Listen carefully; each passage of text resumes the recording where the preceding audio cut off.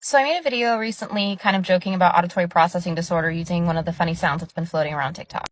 And it seems like a good time now to discuss auditory processing disorder as an ADHD trait.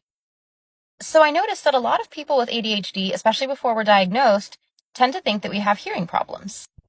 But very often, those hearing problems are actually auditory processing disorder.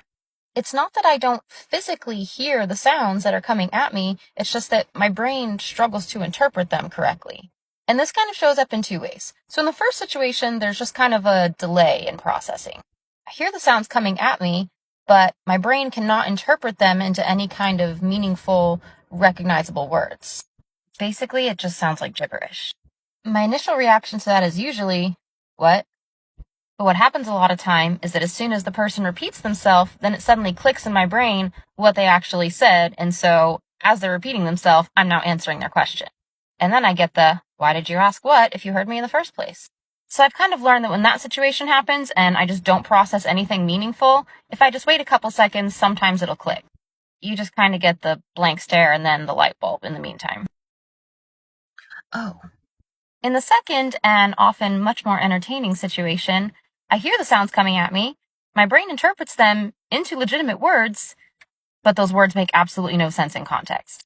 So for example, my girlfriend will say something to me like, hey, what do you want to eat? But what I hear is, great honeydew on the feet. And often I'll ask her to repeat herself 2, 3, 4 times, and I'll still get the same nonsense message or a slightly modified version of it.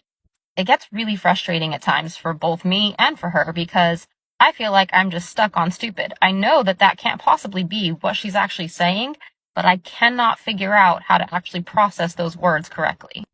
So what I've started doing to try to alleviate some of that frustration is just repeating back to her exactly what I hear.